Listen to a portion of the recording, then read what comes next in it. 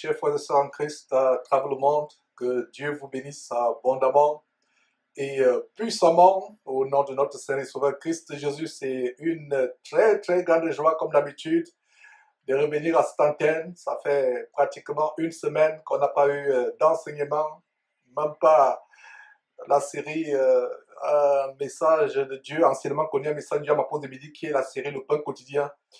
Mais nous allons, comme on dit en anglais, catch up, récupérer avec ce grand thème d'aujourd'hui, l'étude approfondie du livre merveilleux de Actes des Apôtres, étude approfondie, verset après verset, du chapitre 13, voilà, petit à petit. Nous arrivons vers le milieu de ce livre qui a 28 chapitres. Je salue tous ceux qui sont connectés sur YouTube, sur Facebook, je crois également sur le site internet www.jésus-christ1.tv, www.jésus-christ1.tv. Surtout la plus grande audience, ceux qui sont connectés à travers l'Afrique, dans une trentaine et même plus de pays à travers l'Afrique qui nous suivent par le satellite Eutelsat 16A. Nous vous saluons, vous êtes en direct, pas en différé, mais en direct en ce grand jour du samedi, le 26 octobre de l'an de grâce 2019. C'est incroyable que ce soit la fin de l'année, que le temps file. C'est une occasion pour nous de nous rappeler que le Seigneur Jésus-Christ peut venir à tout moment.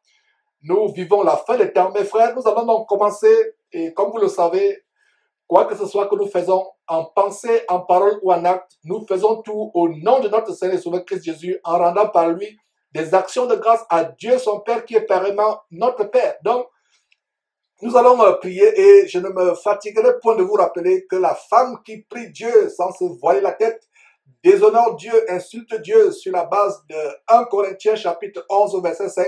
De même, l'homme qui prie Dieu la tête couverte par un chapeau, un béret, une casquette, un képi, peu importe, l'homme qui prie Dieu ayant la tête couverte déshonore Dieu.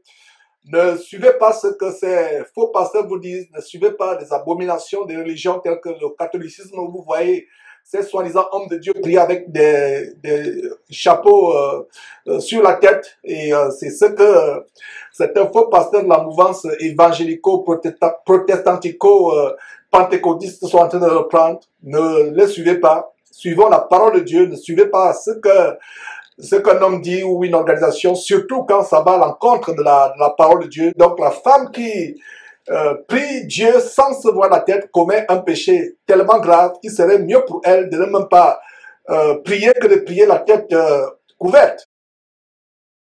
Ce serait une abomination pour elle de prier Dieu que de prier Dieu sans se couvrir la tête. Mais pour les hommes, ils doivent se décoiffer.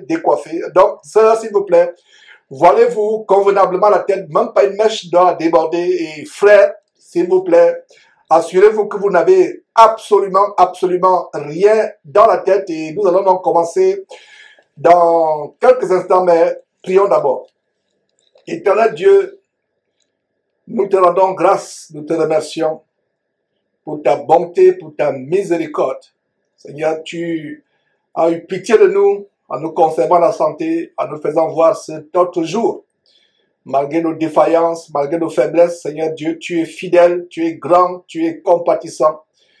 Merci infiniment pour tes compassions qui se renouvellent tous les matins. Nous te rendons grâce, Seigneur Dieu, pour tous ceux qui sont réunis autour de cette parole, pour la recevoir, pour la suivre. Merci pour toutes les révélations, pour toutes les inspirations que tu vas nous donner venant de toi, Seigneur Dieu. Nous te rendons grâce du vouloir et du faire que tu m'as donné. Non seulement à moi, à tous ceux qui sont derrière cette équipe de Jésus-Christ TV, de quelque lieu que ce soit. Nous te rendons grâce donc, Seigneur Dieu, de ce que nous allons continuer à recevoir des grandes choses de toi. Je t'en supplie, Seigneur Dieu. Donne-nous d'être transformés par cette parole, afin qu'elle ne soit sans produire des effets, mais qu'elle nous transforme, qu'elle nous change, qu'elle nous élève au standard de sanctification, de piété et de crainte de ton nom auquel tu nous appelles. Seigneur Dieu, je te rends grâce, je te remercie. Merci infiniment pour tous les détails techniques. Merci pour la haie de protection dont tu entoures ce studio, non seulement ce studio, mais les maisons, les demeures de tous ceux qui sont en train de recevoir actuellement cette parole ou qui la suivront plus tard. C'est au nom de Jésus-Christ que nous avons prié. Amen. Alors, tournons nos Bibles à Actes chapitre 13. Aujourd'hui, pas de rappel de ce qui s'est passé la dernière fois. Nous allons plonger directement au chapitre 13, au chapitre du jour. On va voir des grandes choses, mes frères et sœurs. On va voir des très, très grandes choses dans ce chapitre. Pour les amoureux de la parole de Dieu merveilleuse et inégalable, je vous encourage et je vous exhorte à venir sur cette trompette avec la mentalité bérienne. Avant de dire quoi que ce soit, avant de dire Amen à quoi que ce soit qui est dit, assurez-vous que vous avez vérifié avec votre Bible. Ne soyons pas les bénis oui, des gens qui acceptent tout, n'importe comment, n'importe quand, n'importe où. Soyez prudents avec votre salut. Examinez chaque jour si ce qu'on enseigne dans la Bible est exact. Alors, allons dans Actes chapitre 13. Nous sommes au verset 1. Et au verset 12, on a vu comment la parole de Dieu était répandue, les grandes choses qui sont passées, la persécution, comment les bien-aimés frères et sœurs en Christ qui nous ont précédés ont été exposés à la persécution.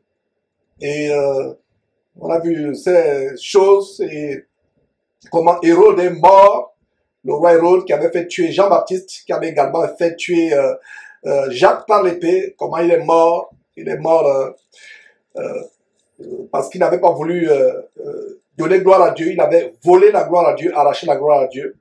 Donc nous continuons à voir comment la parole de Dieu se répandait, et le ministère de ceux qui nous ont précédés au premier siècle, et ça contient des leçons, des modèles, des exemples à tirer pour nous qui sommes parvenus à cette fin des temps. Alors, nous sommes au chapitre 13, verset 1. Il a dit quoi?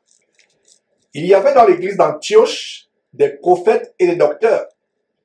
Barnabas, Siméon appelé Niger, Lucius de Cyrène, Manahen, qui avait été élevé avec Hérode, le tétrarque, et Saul. Donc voilà des prophètes et des docteurs, des personnes qui étaient au service du Seigneur Jésus-Christ dans l'église d'Antioche.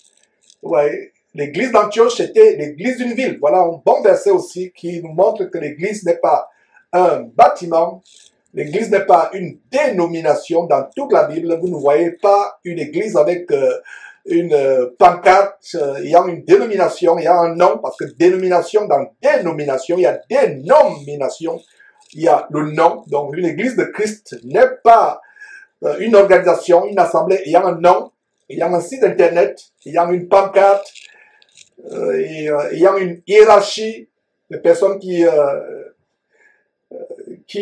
sont membres à travers un processus comme dans un club où vous avez des cartes de membres.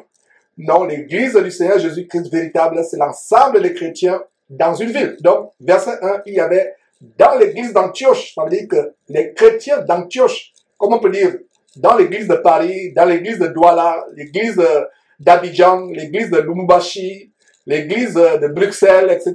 Donc, c'est la ville, c'est l'ensemble des chrétiens, des saints, des gens qui sont nés de nouveau, des élus de Dieu.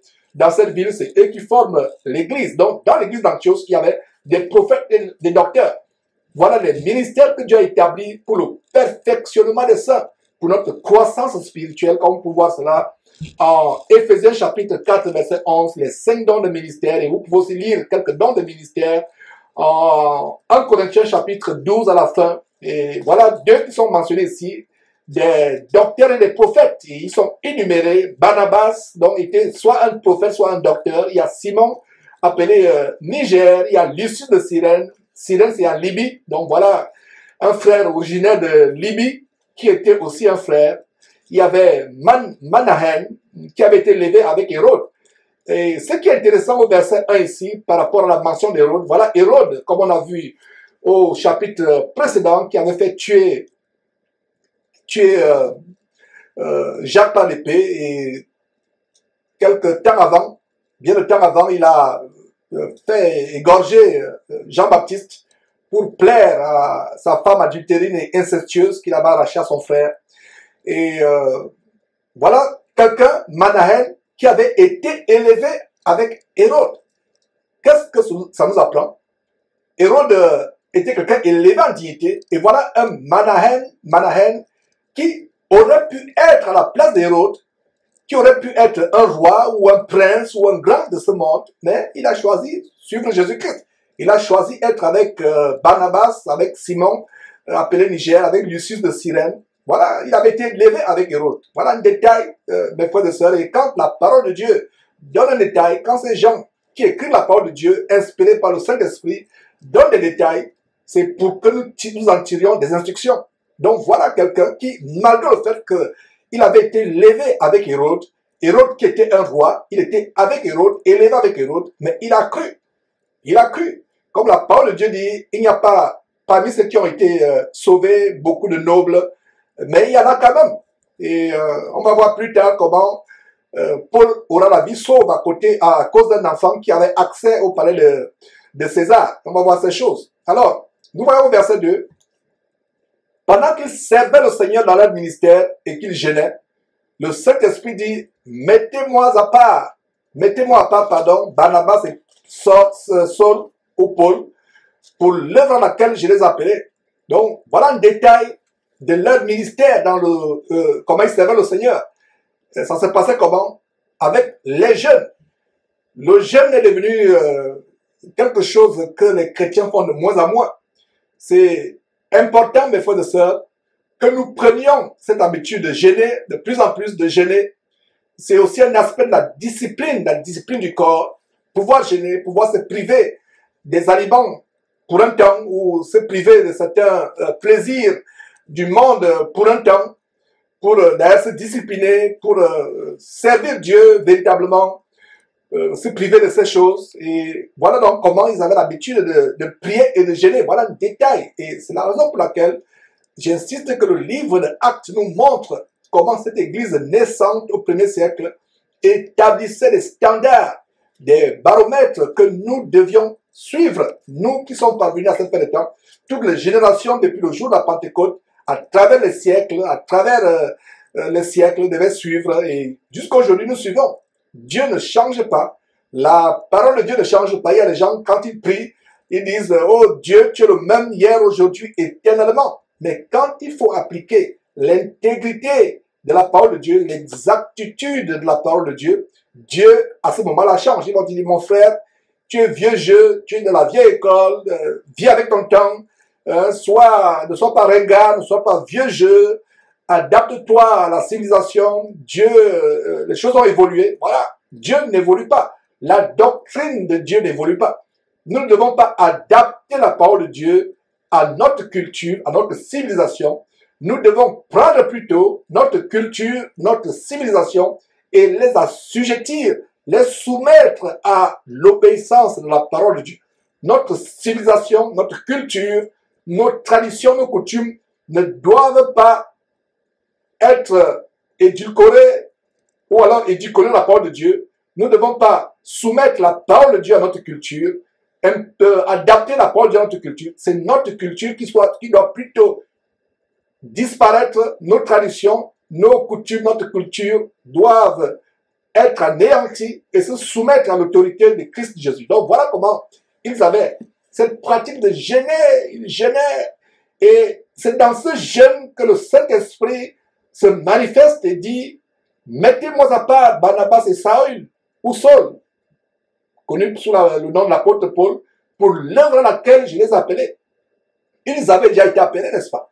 Vous vous rappelez ce qu'on a vu au chapitre 9, comment sur la route de Damas, le Seigneur Jésus apparaît, se manifeste à Paul, comment il est appelé au ministère. Mais ce n'est pas parce qu'ils ont été appelés à ce ministère, Barnabas, ce lévite qui s'appelait Joseph, mais comme je vous l'ai dit, on l'avait surnommé Barnabas parce qu'il avait un grand ministère d'encouragement, d'exhortation, de fortification des frères. Quand il voyait les frères ou sœurs vouloir s'affaiblir, vouloir se relâcher dans la foi, il les encourageait, non seulement avec la parole de Dieu, mais avec ses biens. Il était parmi ceux qui avaient vendu ses propriétés pour pourvoir aux besoins et nécessités dans l'église, dans cette église décente. Alors, voilà comment ils jeûnent. Mes frères et sœurs, le temps que nous consacrons au jeûne et à la prière peut être le moment où Dieu se manifeste en nous. Soit Dieu nous libère d'un péché dont nous avons du mal à nous libérer, où Dieu se manifeste en nous. Et regardez, ça se passe pendant qu'il gênait. Regardez le verset 2, il dit, le verset 2 dit ceci. Pendant qu'il gênait, le Seigneur, pendant qu'ils servaient le Seigneur dans leur ministère et qu'ils gênaient, donc ça se passe pendant quoi? Pendant qu'ils gênent, pendant qu'ils servent le Seigneur, le Saint-Esprit se manifeste. Quelle leçon apprenons-nous ici? Il est important de passer beaucoup de temps dans les prières, de gêner de manière périodique. Non seulement ça, c'est un moyen pour nous de nous discipliner, de discipliner nos appétits, de discipliner nos envies, mais c'est aussi un moyen pour nous de rendre plus correctement de servir Dieu plus correctement, de le servir sans distraction.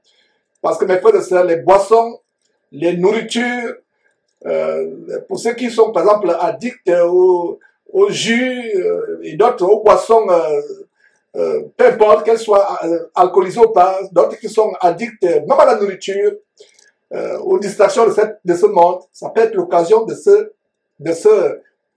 discipliner. Et quand vous le faites, vous priez Dieu, vous jeûnez, vous vous rapprochez plus de Dieu. Donc nous, chrétiens, nous devons développer cette pratique de jeûner, non seulement nous, nos familles, nos enfants. Quand il dit nos enfants, c'est qu'ils sont en âge de comprendre ce que c'est le jeûne et de pouvoir supporter.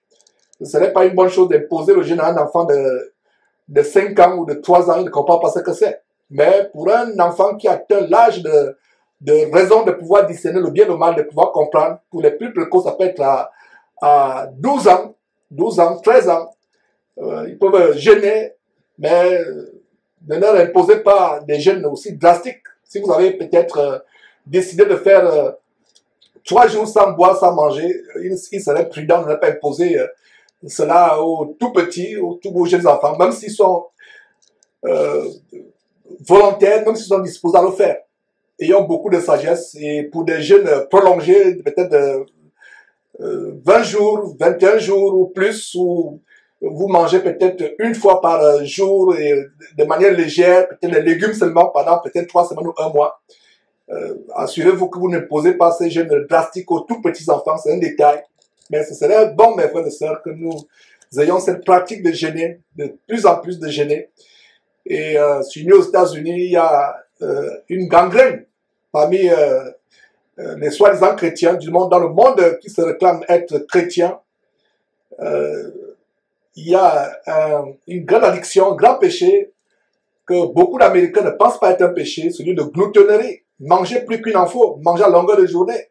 Déjà que la nourriture que nous avons ici est tellement riche avec toutes ces contrefaçons, ces édulcorations, avec les, je ne sais pas comment on dit, les OGM, je ne sais pas si j'ai bien prononcé, en anglais on dit GMOs, ces choses qui mettent pour flatter, pour enrichir la nourriture et pour des productions industrielles, mes frères et sœurs. Et les gens ont tendance à être addicts à certains aliments, à manger plus qu'il en faut. Et ce sera l'occasion pour nous aussi de nous discipliner. Ça peut faire mal dans la chair au début, mais quand on s'exerce à jeûner, à mortifier son corps par le jeûne, à s'humilier, et je vous assure que mes frères et sœurs, quand vous jeûnez, je pense que c'est un moyen pour vous de dominer la chair. Parce que bien de fois la chair est faible, il faut l'assujettir. Il y a d'ailleurs un frère qui disait que pendant l'hiver, il avait du mal à se lever pour lire la Bible. Alors qu'est-ce qu'il faisait? Pour châtier un peu son corps, l'assujettir, il pouvait aller dehors en plein hiver, même 5 minutes, 10 minutes, voilà, à haute voix, lire la Bible, etc. Bon, c'est un exemple, je ne vous dis pas de suivre cet extrême, mais c'est une façon de dire que il faut arriver au point où nous dominons notre corps. Notre chair ne doit pas nous dominer. Il y a un autre qui disait, quand il veut lire la Bible, il dort. Alors, qu'est-ce qu'il a eu comme astuce?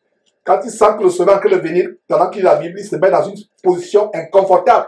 Par exemple, si vous savez que vous dormez facilement en lisant la Bible, ne la lisez pas étant allongé sur le lit. Vous allez dormir.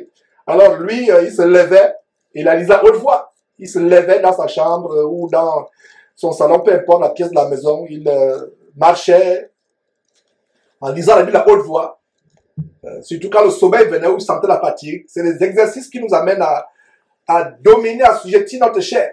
Donc voilà comment, au moment où ils jeûnent, au moment où ils servent le Seigneur, c'est à ce moment-là que le Saint-Esprit, Dieu, par son Saint-Esprit, se manifeste et dit, mettez-moi à part Barnabas et Saül pour l'œuvre à laquelle je les ai appelés. Ils étaient déjà mis à part. Ils étaient déjà choisis pour servir, pour être ministres de Christ, mais Dieu les choisit. Donc c'est un choix dans le choix. Est-ce que vous comprenez? Ils avaient déjà été choisis par Dieu, par Jésus-Christ, mais ayant été choisis, ils sont encore choisis. Donc c'était un choix dans le choix. Dans le choix. Alors, verset 3.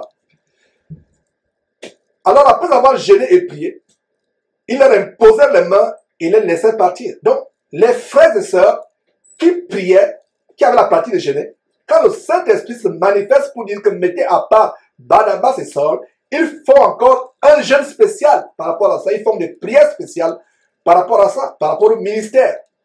Est-ce que nous avons cette pratique aujourd'hui, mes frères et sœurs, dans nos églises? Ces églises qui sont devenues des maisons de joie où on va pour s'amuser, où on va pour danser. S'il n'y a pas de roulement de batterie, s'il n'y a pas de ronronnement de guitare basse, les gens vont vous dire que il n'y avait pas l'ambiance aujourd'hui, on ne sentait pas le Saint-Esprit. Ce n'est pas le Saint-Esprit que vous voulez ressentir, c'est la chair de poule. C'est la manifestation de la chair, mes frères et sœurs. Alors, la vraie église, c'est là où il y a la crainte de Dieu, là où il y a la piété, là où les gens vont dans la prière, dans le jeûne.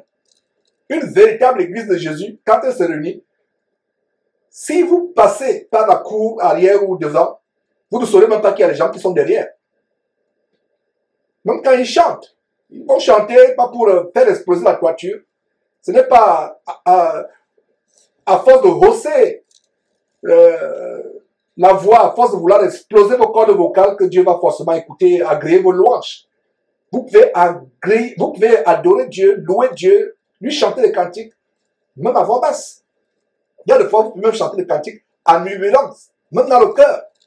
Imaginez-vous que vous êtes à votre lieu de travail, un cantique vous vient à la tête, vous voulez le chanter. Vous pouvez le chanter, soit en murmurant à voix basse, soit même dans votre cœur, vous le chantez. Est-ce que vous comprenez cela? Alors, verset 3, après avoir jeûné et prié, ils leur imposèrent les mains et les laissèrent partir. Ils leur imposèrent les mains. Et ce n'était pas par révélation. Donc, n'utilisons pas le verset 3 pour établir une pratique, à savoir que quand quelqu'un est appelé pour le ministère, il faut forcément lui imposer les mains. Ce verset nous montre que c'était par inspiration qu'ils l'ont fait.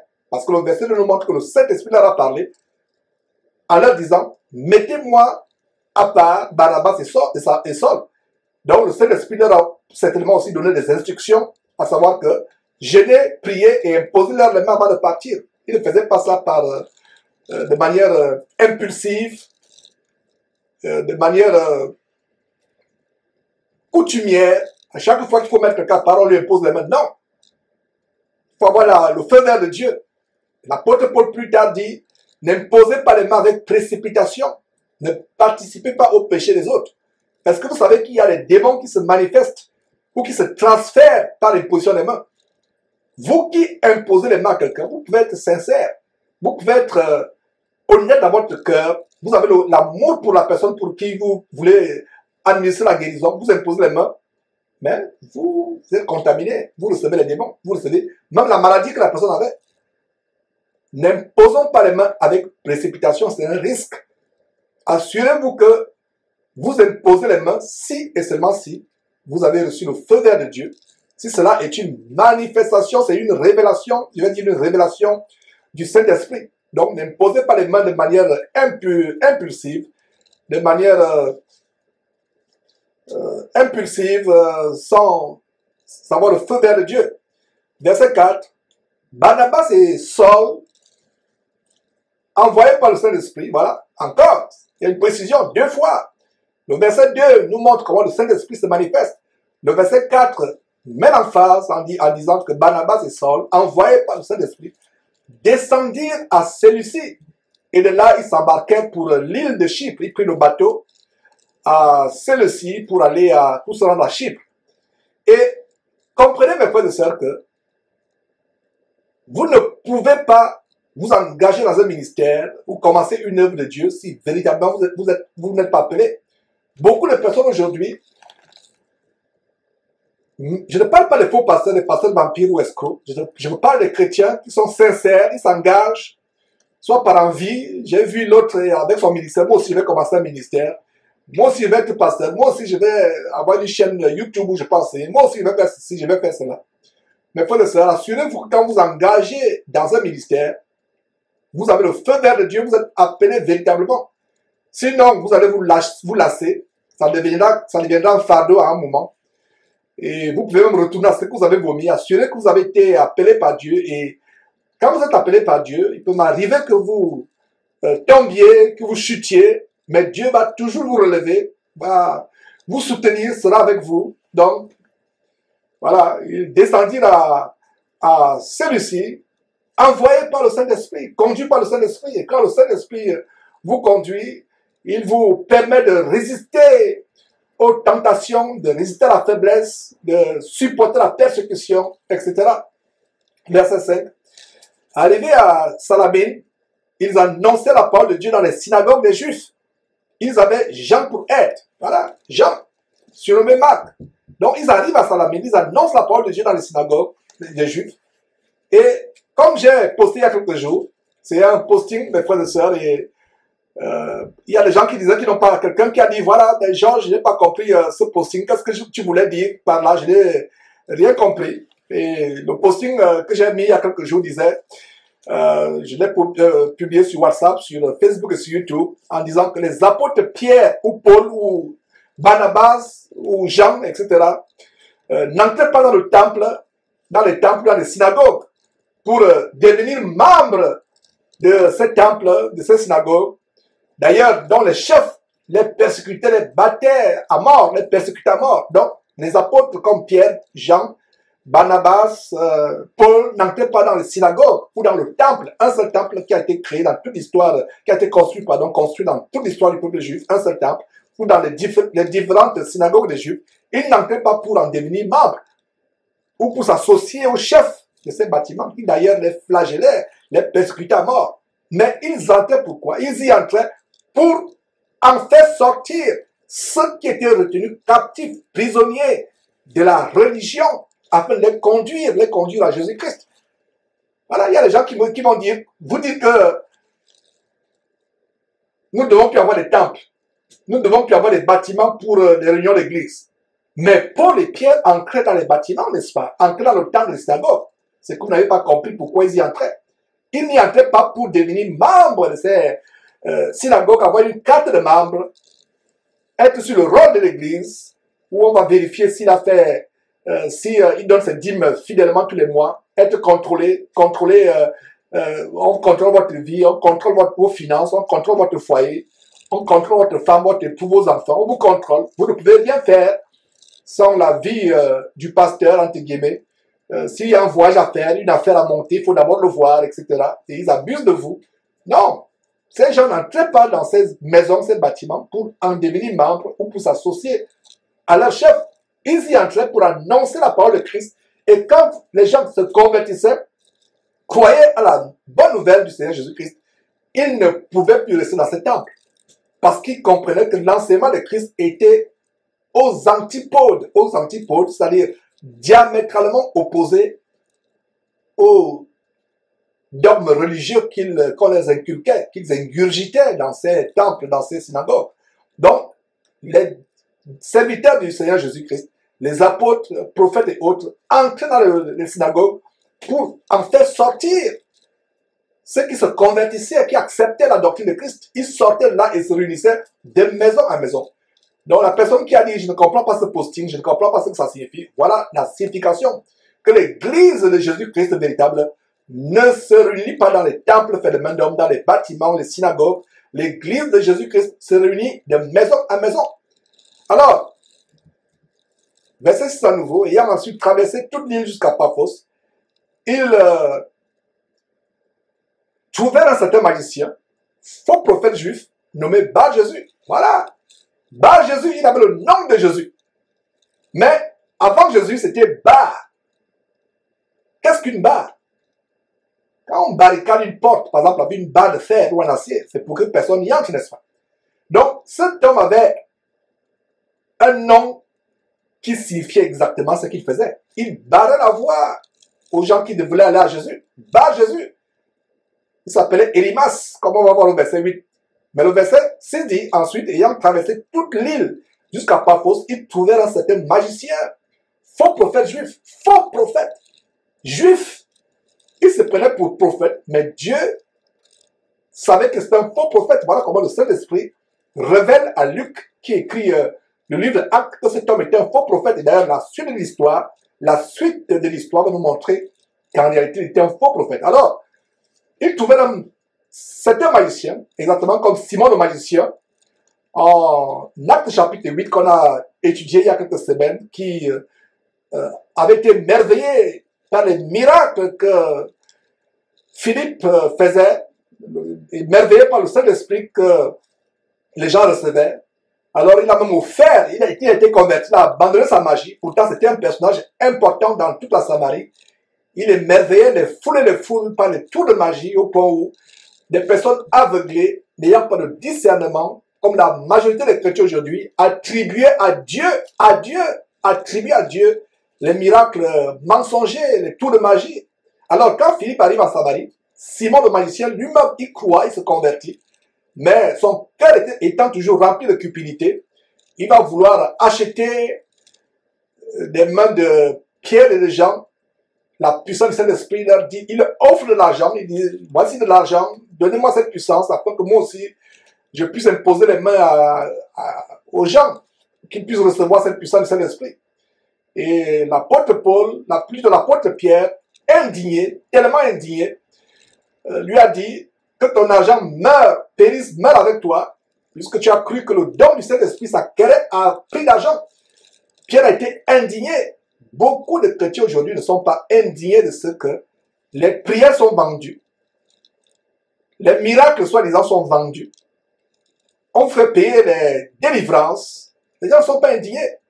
Et si vous n'êtes pas indigné, c'est que vous ne lisez pas véritablement votre Bible. Un vrai serviteur de Dieu, un vrai chrétien, sera indigné quand un faux pasteur fait payer aux gens les prières, fait payer aux gens les délivrances, fait payer aux gens des guérisons, fait payer aux gens l'entrée à leur séminaire bidon, font payer aux gens les CD de musique soi-disant chrétienne, les CD d'enseignement, les DVD, les cassettes, fait payer aux gens ces choses.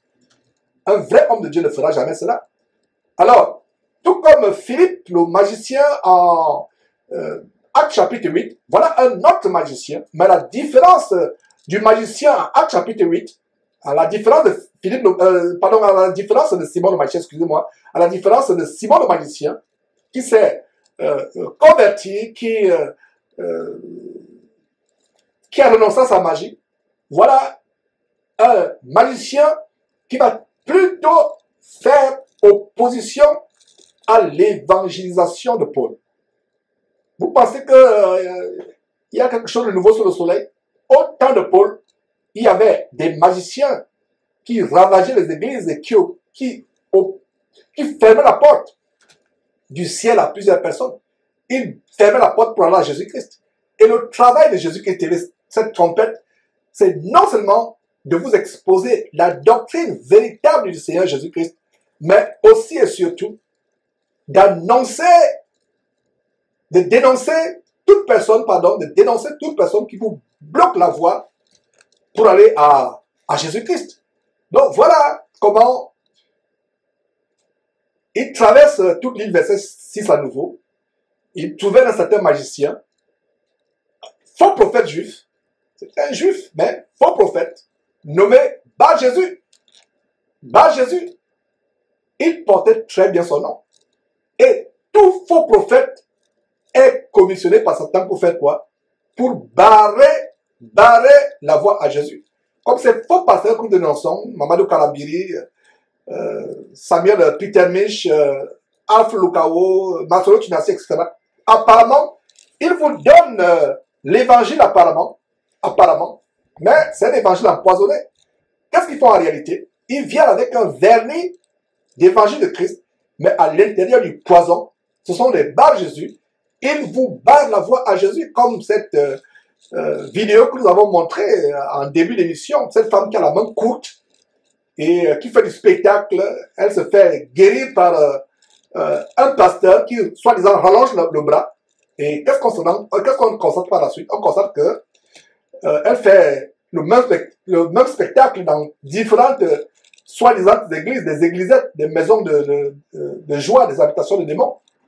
Elle fait le tour pour faire le cirque. Elle a entouré dans telle église, elle a entouré dans telle autre église, et les gens aveuglés pensent que ça vient de Dieu. Les gens disent Amen, Alléluia. Ça ne date pas d'aujourd'hui.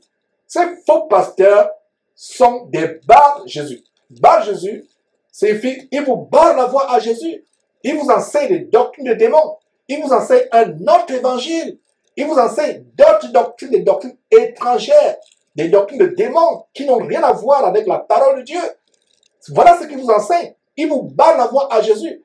Et beaucoup de personnes seront surprises de se retrouver en enfer, ayant suivi tel ou tel homme de Dieu qui pensait être un homme de Dieu, mais qui en réalité c'est un homme de Satan. Il vous enseigne des choses frelatées, des choses contrefaites.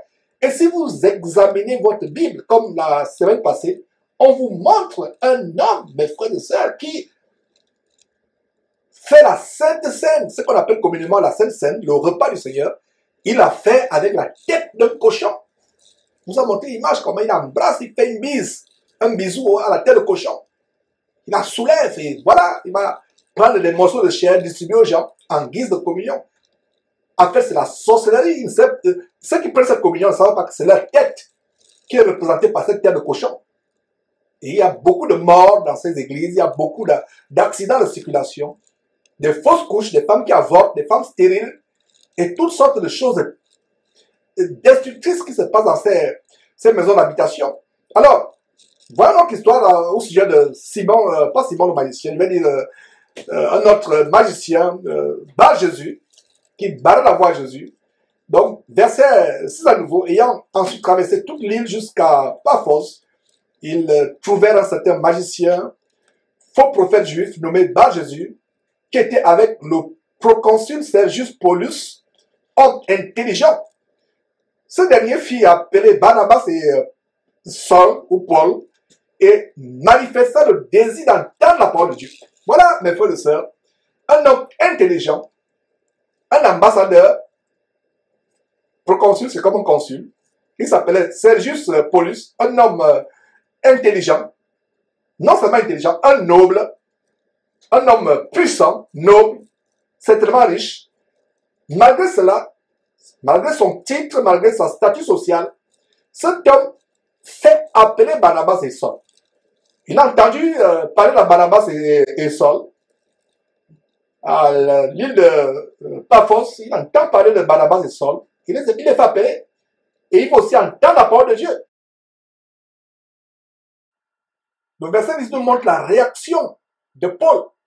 Et ce que nous voyons avec l'attitude de Paul, c'est contraire à ce que la religion enseigne aujourd'hui, que les hommes de Dieu doivent être doux. Peu importe ce qui se passe, quelqu'un peut déchiqueter la parole de Dieu, insulter le nom de Jésus-Christ, vous êtes calme, vous êtes doux. Mais regardez l'apôtre Paul ici, il est rempli d'une colère, mais ce n'est pas une colère selon la chair. Il parle selon le Saint-Esprit. Et quand moi, votre frère Georges, je dénonce avec virulence ces faux pasteurs, les gens disent, non, Georges insulte, Georges fait ceci. Suivez attentivement la réaction de Paul.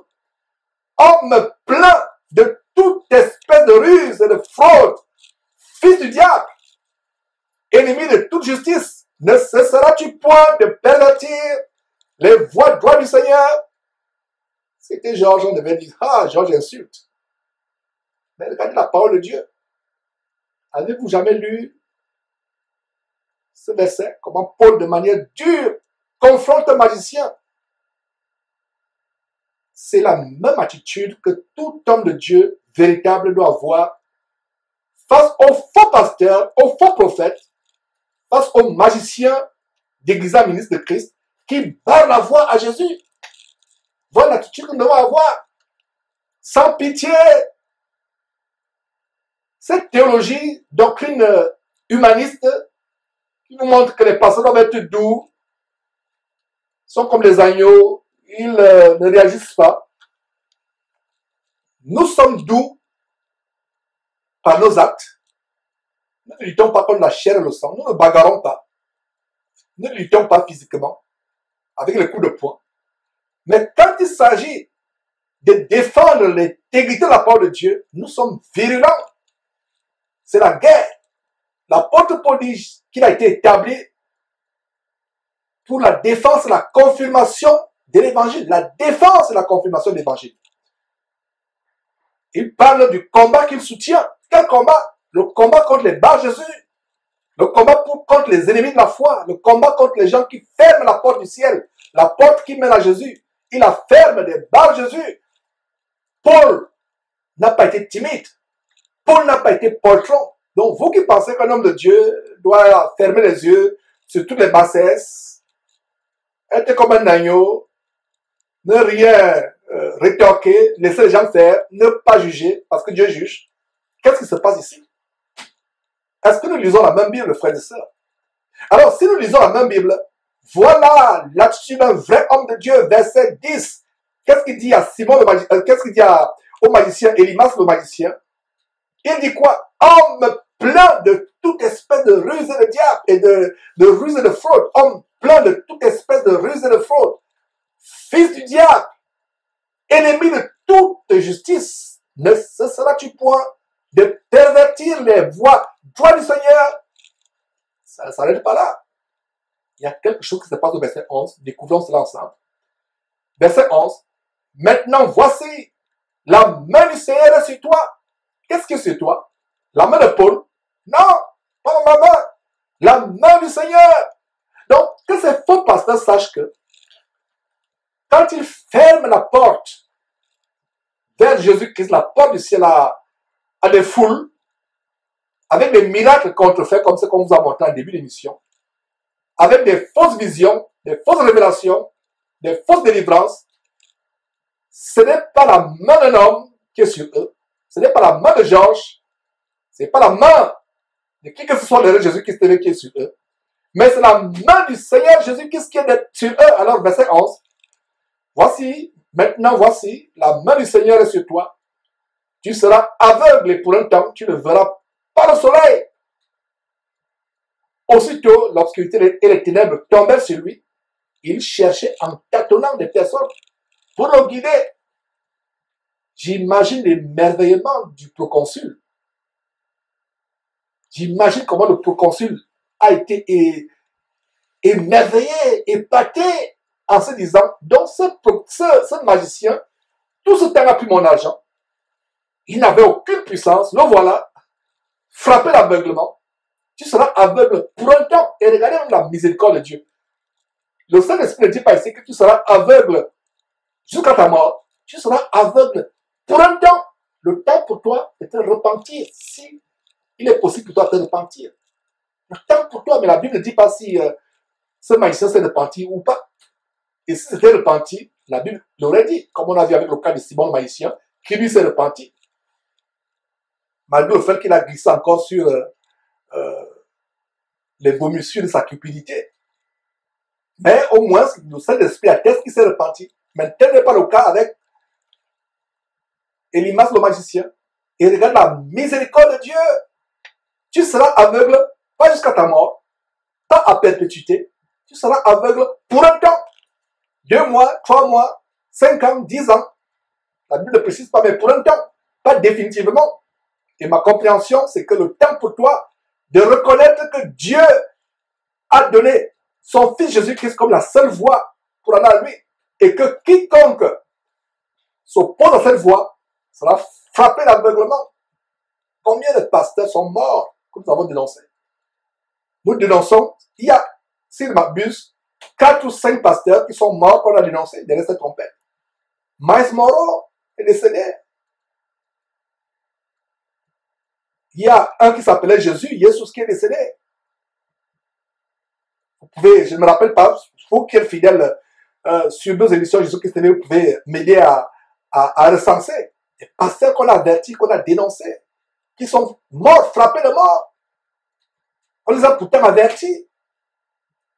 Et si toi, faux pasteur, tu es en vie aujourd'hui, tu n'es pas frappé d'aveuglement comme Élimas, C'est parce que la grâce de Dieu est sur toi. Il est temps pour toi de te repentir, de cesser avec l'escroquerie évangélique, de cesser avec la magie, le vaudou, les sirènes des eaux, les pouvoirs des sirènes des eaux, par lesquels tu simules les faux miracles. Il est temps pour toi de te repentir. Quel ne fut pas l'émerveillement du consul, du proconsul, cet homme intelligent, Sergius Paulus. Il s'est dit, mais donc cet homme qui est à mes côtés, qui m'émerveillait avec ses tours de magie, donc il n'avait pas de puissance. Le voilà, il est aveugle, il tâtonne, il y a maintenant des personnes pour le guider comme un tout petit enfant. Mes frères et sœurs, voilà la parole de Dieu qui est ridicule. Cet homme qui est à côté des nobles, à côté des grands de ce monde. Toute la ville, toute l'île de Paphos a appris cette histoire. Que cet homme qui émerveillait la ville avec ses tours de magie, qui était maintenant attaché au proconsul lui soutirant de l'argent, le voilà, il est aveugle. La vraie puissance de Dieu l'a frappé. Et c'était un sujet de rendre gloire à Dieu. On ne s'amuse pas avec la puissance de Dieu. Et tous ces pasteurs comme celui qu'on vient de montrer, les 5 qu'on vient de montrer dans l'émission, qui utilisent cette femme pour rallonger sa main, cette femme qui va à l'église faire le cirque avec sa main courte qui se rallonge aussitôt. S'ils sont en vie, c'est parce que c'est la grâce de Dieu, la miséricorde de Dieu, sinon ils seraient frappés sur le champ. La miséricorde de Dieu est là pour que nous repentions, pour que nous abandonnons les voies droites. Alors, cet homme qui émerveillait les habitants de l'île de Paphos,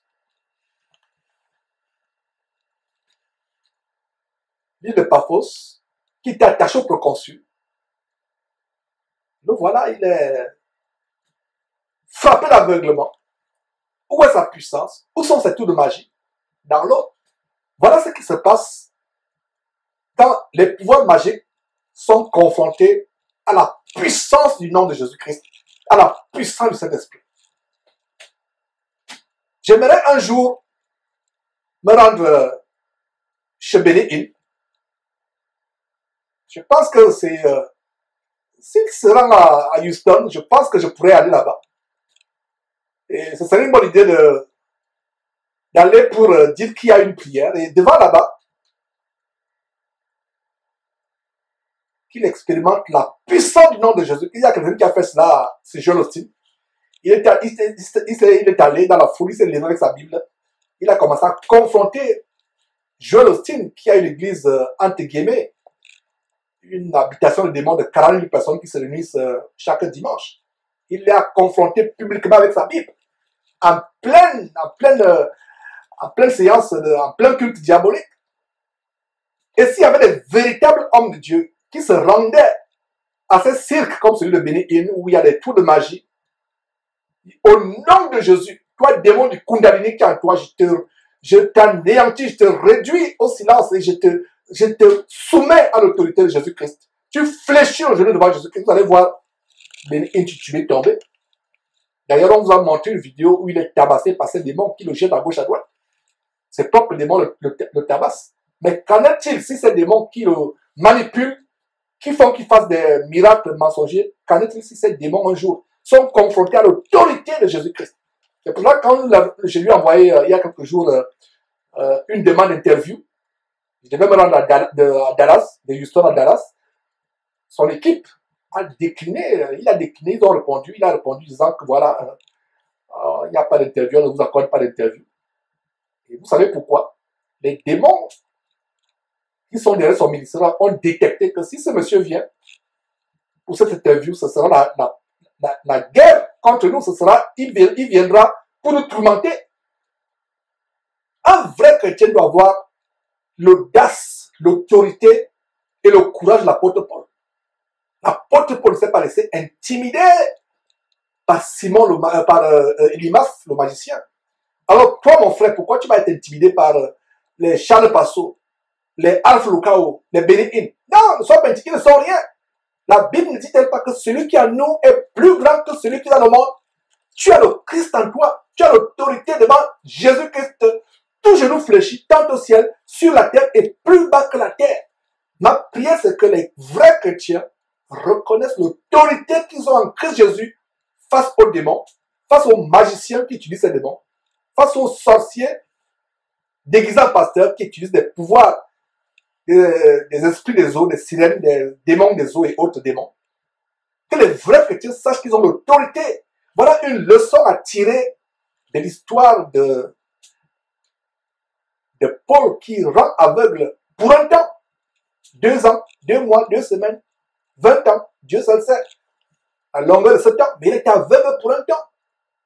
Que les vrais chrétiens sachent que nous avons la puissance de réduire au silence les élimas, les faux prophètes, les magiciens qui se déguisent. On a le pouvoir.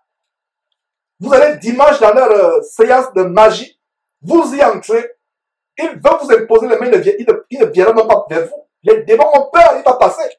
Il y a un frère qui témoignait, qui s'est rendu, je ne sais pas, dans un de ces cultes abominables, infâmes, diaboliques. Le pasteur imposait les mains des gens qui sont à gauche, à droite. Quand le pasteur, entre guillemets, l'homme de Satan, s'est approché de lui, il est passé, il avait peur. Parce que les démons par lesquels ce faux pasteur travaille détectent l'authenticité de Christ en vous, détectent la puissance de Dieu en vous. Soyez encouragés par ces paroles. Ne soyez plus intimidés par ces faux pasteurs. Ne soyez pas intimidés. Ne soyez pas émerveillés par ce qu'ils font. N'ayez pas peur. La Bible dit que ce n'est pas un esprit de timidité que Dieu nous a donné, mais un esprit de sagesse, de force, de puissance. Voilà l'esprit que nous avons. Nous n'avons pas l'esprit de timidité. Ne soyez pas timides. Voilà l'histoire derrière Simon le magicien, Élimas. Je ne sais pas pourquoi je parle de Simon le magicien. Je vais dire plutôt Élimas le magicien. Devant le nom de Jésus-Christ, tout genou fléchit tant au ciel, sur la terre, et plus bas que la terre, et toute langue confesse que Jésus-Christ est Seigneur. Ayons cette autorité, ayons cette assurance que si Dieu est pour moi, qui peut être contre moi? J'ai la force en toutes choses par Christ qui m'en confère le pouvoir. Je suis prêt à tout et capable de tout par lui qui m'infuse une force intérieure. Je suis prêt à ébranler tout le royaume de Satan. Je suis prêt à renverser les forteresses de sorcellerie, les forteresses de magie. Je suis prêt à mettre en débandade par Jésus-Christ une légion de démons qui fuient. Et Jésus-Christ a dit, ce que je fais, vous le ferez aussi, si vous croyez en moi. L'homme sortant des sépulcres, qui avait des légions de démons à lui, ces légions tremblaient, sont procédées devant Jésus-Christ. Voilà la puissance que nous avons. Voilà la puissance. Comme Gauthier Pécani a pu le dire sur YouTube, notre foi a 2 ennemis, je dirais même 2 grands ennemis, c'est le doute et la peur. Le doute et la peur, voilà les ennemis de la foi. Vous doutez de la puissance de Dieu. Vous doutez de ce que Dieu peut faire. La Bible dit que la peur des hommes est un piège. La peur des hommes, il peut être élevé dans le monde, qu'il soit béni, qu'il soit aflukao, qu'il soit karambiré. Vous n'avez pas peur de lui. Si Dieu vous met face à face à lui un jour, où Dieu fait que vos voix se croisent, même si c'est dans un aéroport, vous confrontez cet homme. Mais faites-le d'abord avec le feu vert de Dieu, ne le faites pas de manière impulsive. Si ce n'est pas le feu vert de Dieu, passez votre chemin. Mais si c'est le feu vert de Dieu, n'ayez pas peur, confrontez-le. Est-ce que vous saviez que Paul pouvait être dur comme cela? C'est pour ça qu'il dit, lisez attentivement votre Bible. Voilà une révélation pour beaucoup qui découvrent la manière radicale, agressive par laquelle Paul parle. Fils du diable, homme de toute espèce de fraude et de ruse. Fils du diable, ennemi de toute justice. Voilà comment l'apôtre Paul parle. Cet homme a été frappé. Ayons le même courage. Ayons la même agressivité spirituelle. Mes frères et sœurs, soyons courageux. Nous avons la force en Christ Jésus. Est-ce que vous êtes conscients de l'autorité, la force que nous avons en Christ Jésus? Voilà la leçon à tirer derrière l'aveuglement d'Élimas le magicien barre Jésus, qui barre la voie aux gens pour que les gens n'aillent pas à Jésus. Voilà la grande leçon. La puissance de Christ en nous. Christ en nous, l'espérance de la gloire. Christ en nous, l'espérance de la gloire. Devant Jésus-Christ, tout genou fléchit, tant aussi sur la terre et plus bas que la terre. Et toute langue confesse, la langue des sorciers confesse que Jésus est Seigneur. Les démons confessent que Jésus est Seigneur. Ils fuient, ils sont chassés. J'imagine le proconsul rempli de peur, lui qui était un homme grand, se vantant, ayant la compagnie des grands comme les proconsuls, les ambassadeurs, les rois. Mais nous voilà qui est frappé. Quelle honte! Il tâtonne, on ne tient pas la main, on le guide comme un enfant. J'espère que vous avez compris la grande leçon derrière l'aveuglement d'Élimas, le magicien, à savoir que nous avons une grande autorité. On n'a pas peur des faux pasteurs, on n'a pas peur des sorciers, on n'a pas peur de qui que ce soit. Ces chrétiens qui continuent à avoir peur. Ah, il y a mon grand-père au village, il y a mon oncle qui est sorcier, il y a le voisin qui est sorcier, qui est magicien, il a tué des personnes, je ne veux pas qu'il tue mon enfant et qu'il me tue. Vous avez peur de dormir dans l'obscurité parce qu'il y a des sorciers autour de vous. C'est que vous n'avez pas encore compris la puissance que vous avez en Christ Jésus.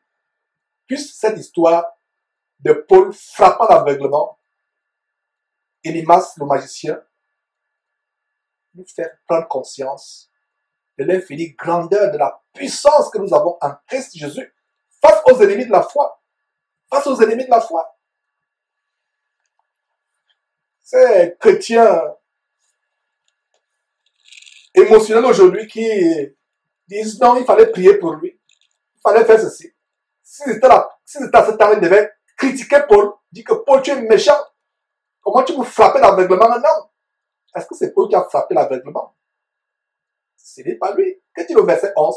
Le verset 11, Acte chapitre 13, verset 11. Maintenant, la main du Seigneur est sur toi. Ce n'est pas la main de Paul, la main du Seigneur.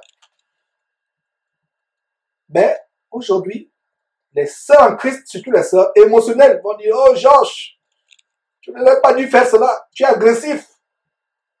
Et ces mêmes sœurs aujourd'hui, et même des frères émotionnels, émotifs, autant de Paul devait reprocher à l'apôtre Paul, non, tu manques d'amour, il fallait prier pour lui tout simplement. Ne discernant pas que Paul parlait rudement, inspiré par le Saint-Esprit. Ne discernant pas que Paul l'a rendu aveugle, pas de sa propre autorité, mais parce que la main du Seigneur était sur cet homme. Ouais. Donc soyez libérés de ces émotions. Ils font que quand on veut dénoncer avec virulence un faux homme de Dieu, vous êtes rempli d'émotions. Mais Georges, il fallait prier pour lui. Il fallait, non, il faut prier pour lui. Regarde, tu critiques trop, tu juges trop. J'espère que vous avez bien suivi cet exemple. Alors, ce qui est merveilleux, c'est qu'au verset 12, le proconsul, voyant ce qui était arrivé, crut, étant frappé de la doctrine du Seigneur. Voilà ce qui arrive. Pourtant, le proconsul voulait tout faire pour s'opposer à la conversion du proconsul. Imaginez-vous l'impact de la conversion du proconsul. Un homme grand dans cette île, un homme élevé en dignité, qui est converti. Imaginez-vous l'impact de l'évangélisation, comment les gens devaient dire. Même le proconsul, lui qui avait accompagné les magiciens, il a cru à cette doctrine. Nous aussi, on veut voir en quoi consiste cette doctrine. Regardez donc comment Dieu ouvre une grande porte d'évangélisation à Paul et à Barnabas dans cette île. À cause de qui? À cause de la conversion d'un homme élevé en dignité.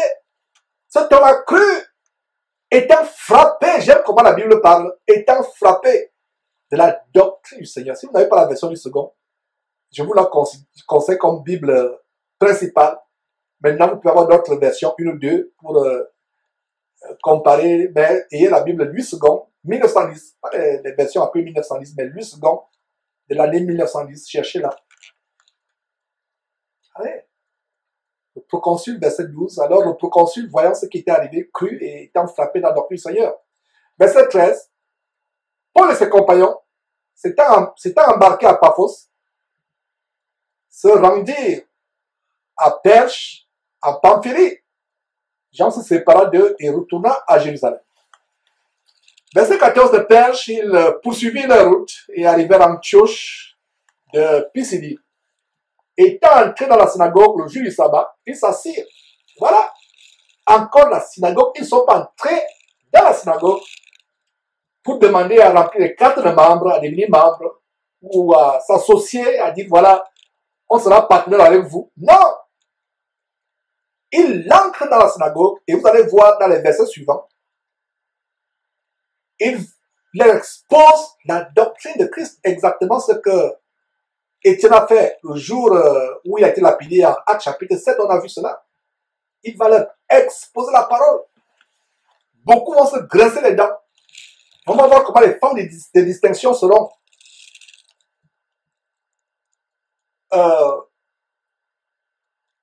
séduites, on va les séduire, on va les séduire leur cœur faible, simple, pour les monter contre, pour que le peuple se monte contre Paul et Barnabas, à cause de la jalousie.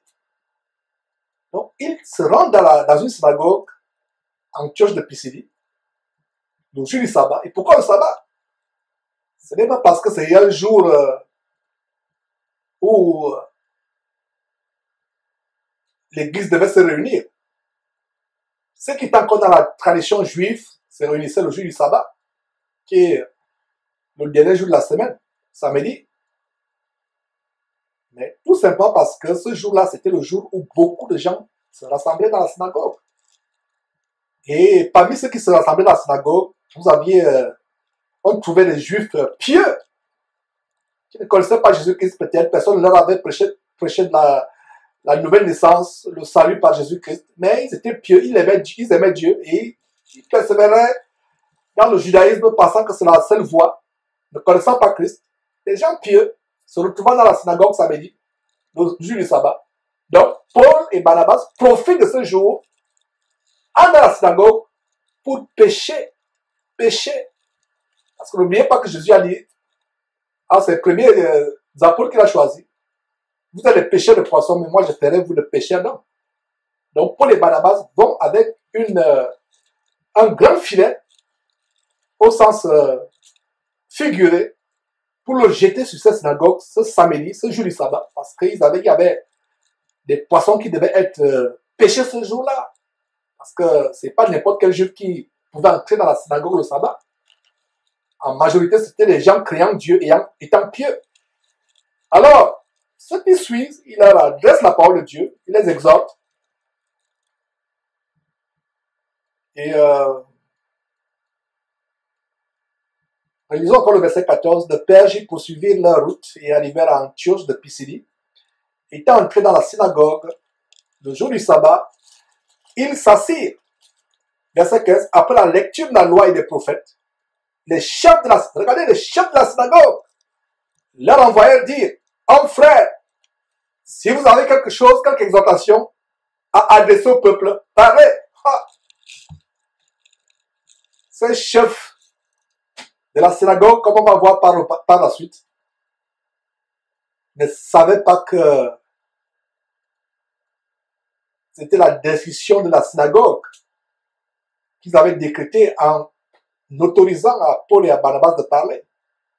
Ils ne savaient pas que c'était le bouleversement, le chamboulement de la synagogue.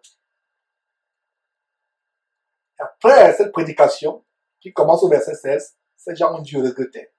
Alors, verset 16, Paul se leva et ayant fait signe de la main, regardez, même dans la synagogue, il y a la bienséance.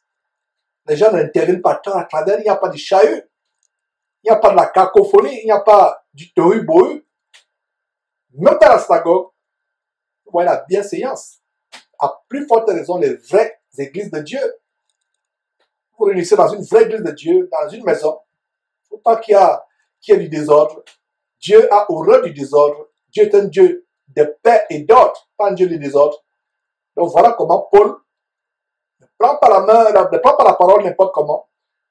Malgré le fait qu'on leur a autorisé de parler, avant de commencer, il lève la main pour leur dire que bon, c'est mon tour de parler.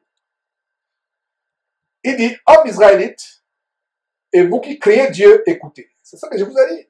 Le jour du sabbat, dans la synagogue, c'était en majorité des Juifs, des Israélites, créant Dieu, qui partaient. Donc, Paul va avec son filet, son grand filet de poisson, de manière figurative, pour pêcher de grands poissons, de manière figurative. Et donc, il commence à prêcher au verset 17. Le Dieu de ce peuple d'Israël a choisi nos pères. Il mit ce peuple en honneur pendant son séjour au pays d'Égypte. Et il en fit sortir par son bras puissant.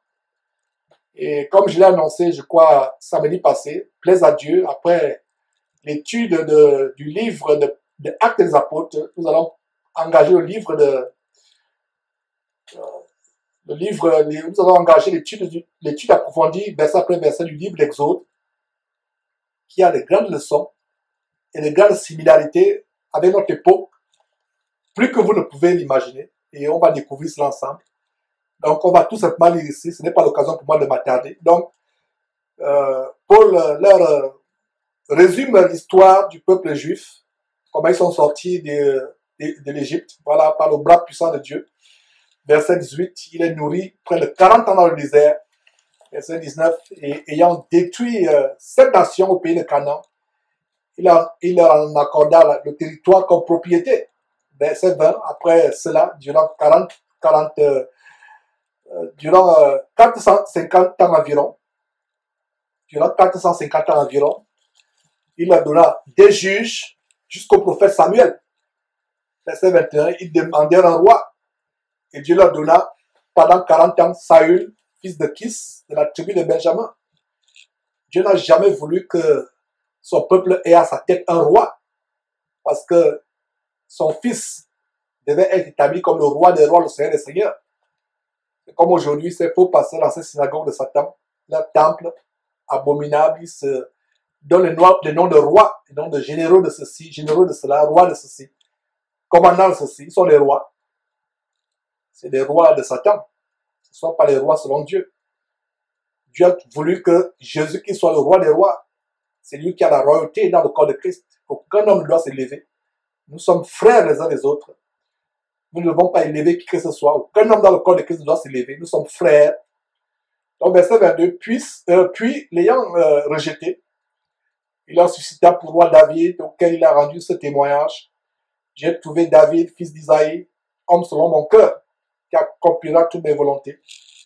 Verset 23, c'est de la postérité de David que Dieu, selon sa promesse, a suscité à Israël un sauveur qui est Jésus-Christ. Voilà comment, par le Saint-Esprit, Paul annonce la venue de Jésus-Christ. Et voyez comment Paul est versé dans les Écritures. Donc Paul avait beaucoup étudié la loi, c'est pas par hasard qu'il était docteur de la loi. Il avait étudié ces choses, mais il parle de la loi qu'il connaissait dans les moindres détails pour les amener à Christ. Verset 24. Avant sa venue, la venue de ce sauveur, qui est Jésus, Jean, c'est-à-dire Jean-Baptiste, avait prêché le baptême de repentance et à tout le peuple. Regardez, mes frères et sœurs. Paul, dans cette synagogue, commence par quel message? Le message de la repentance. Le message d'abandonner notre vie de péché, de se convertir, d'avoir une nouvelle vie. La repentance doit être au centre de toute prédication.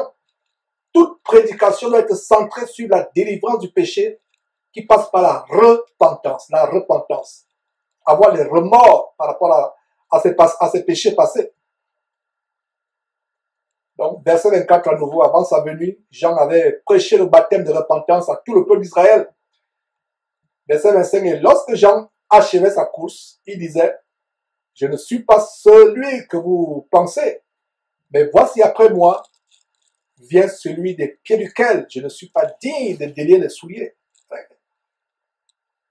Paul avait étudié toutes ces choses.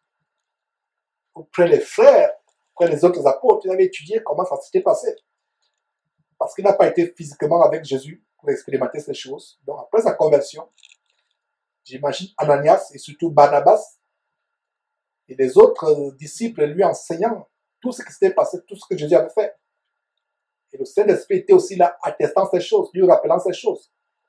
Verset 26. Homme frère, fils de la race d'Abraham, et vous qui craignez Dieu, c'est à vous que cette parole de salut a été envoyée. Verset 27, car les habitants de Jérusalem et leurs chefs ont fait quoi? Ont méconnu Jésus et en le condamnant, ils ont accompli les paroles des prophètes qui se lisent chaque sabbat. Donc ces prophètes dans cette synagogue, chaque sabbat, on les lisait. On lisait ce qu'ils avaient prédit au sujet de Jésus-Christ. Ouais. Pourtant, chaque samedi au sabbat, le jour du sabbat, pardon, chaque samedi, le jour du sabbat, dans la synagogue, on lisait ce que les prophètes avaient prédit. Mais personne d'eux ne comprenait qu'il s'agit de Jésus.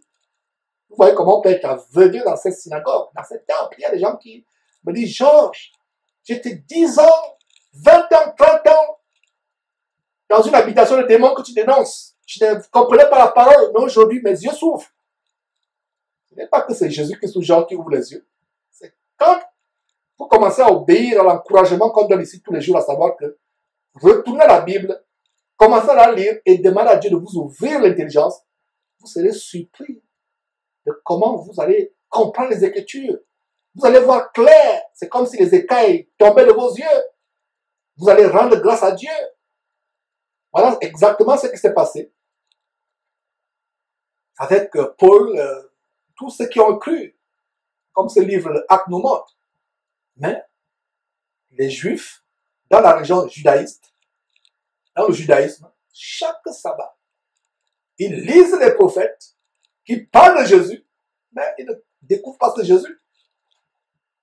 Vous voyez comment la religion peut emprisonner quelqu'un, aveugler. Vous faites la même chose chaque samedi, chaque dimanche, mais vous ne découvrez pas la porte qui mène à Dieu, qui est Jésus-Christ. Verset 28. Quoiqu'ils ne trouvassent en lui rien qui fût digne de mort, ils ont demandé à Pilate de le faire mourir. Paul exactement dit ce qui s'était passé. Pourtant, il n'était pas un témoin oculaire comme Jean, comme Jacques, comme Pierre. Mais il parle fidèlement exactement ce qui s'est passé. Exactement ce que relatent les évangiles Matthieu, Marc, Luc, Jean, exactement. Donc, Paul avait bien appris ce qu'on lui avait enseigné, sur ce que Jésus a fait et a établi. Et le Saint-Esprit le lui rappelle. Le voilà en face d'une assemblée. Il leur rappelle ces choses.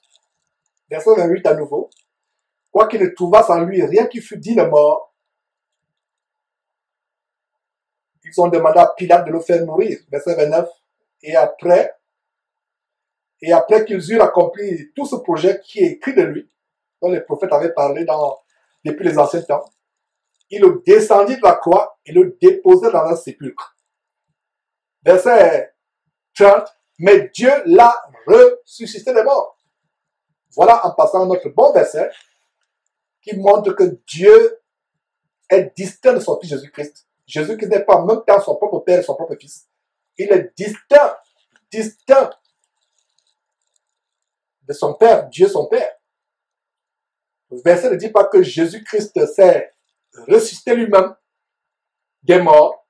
Vous qui croyez encore à tort que Jésus-Christ est en même temps son propre Père et son propre Fils. Non, il a un Dieu, verset 37, qu'il a fait quoi? Qu'il a ressuscité des morts et le verset 30, un Dieu qui a ressuscité des morts. Verset 31, il est apparu pendant plusieurs jours. Ce n'est qu'un rappel de ce que la plupart de vous ont lu dans les évangiles. Matthieu, Marc, Luc, Jean. C'est pour ça qu'on ne s'y attendra pas. Verset 31, il est apparu pendant plusieurs jours à ceux qui étaient montés avec lui de la Galilée à Jérusalem et qui sont maintenant ses témoins auprès du peuple. Verset 32, et nous vous annonçons cette bonne nouvelle que la promesse faite à nos pères.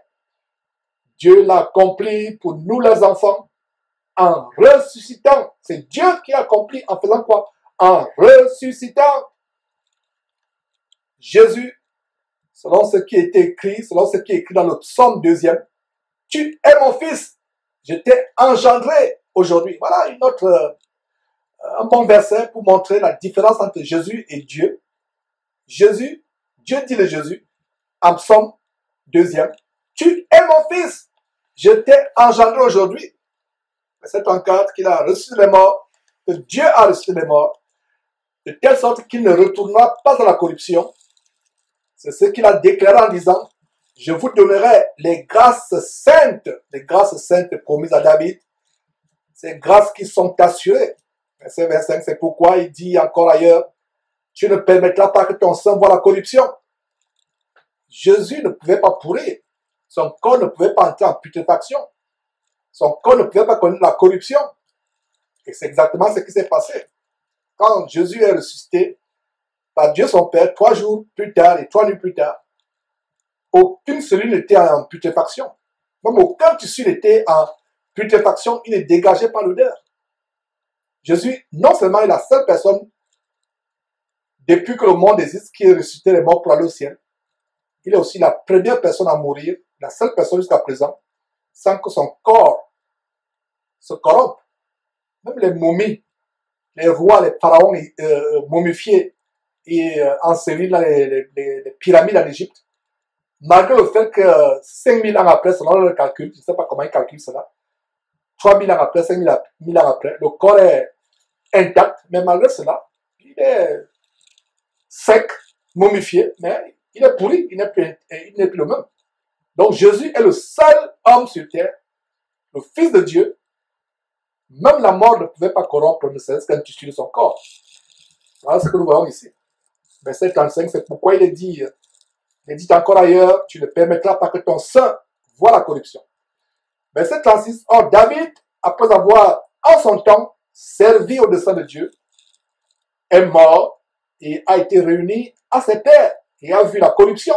Voilà, David est mort, il a vu la corruption, son corps a pourri, malgré tous les soins d'embaumement qu'on pouvait lui procurer. Il a connu la corruption, il a vu la corruption. Verset 37. Mais celui que Dieu a ressuscité n'a pas vu la corruption. Verset il continue, donc Paul continue avec la prédication. Ce jour-là dans la synagogue. Sachez donc, homme frère, que c'est par lui, par Jésus-Christ, que le pardon des péchés vous est annoncé.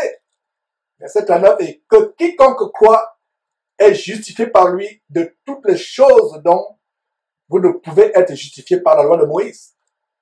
Verset 40. Ainsi, prenez garde qu'il ne vous arrive ce qui est dit dans les prophètes. Verset 41. Voyez, contempleurs, soyez étonnés et disparaissez, car je vais faire en vos jours une œuvre que vous ne croiriez pas si on vous la racontait. Verset 42. Lorsqu'ils sortirent, on les pria de parler le sabbat suivant sur les mêmes choses. Voilà.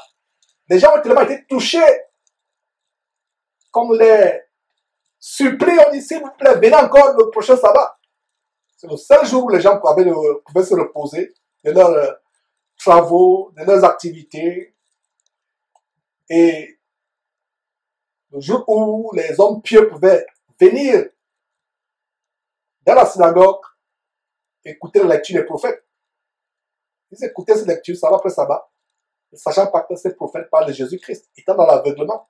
Mais voilà que Paul et Barnabas viennent, Paul donne ce sermon, ils sont touchés. Et au verset 42, on les prie, on dit s'il vous plaît, venez le samedi prochain, nous prêcher les mêmes choses. Cela nous a touchés, cela nous a plu, venez encore.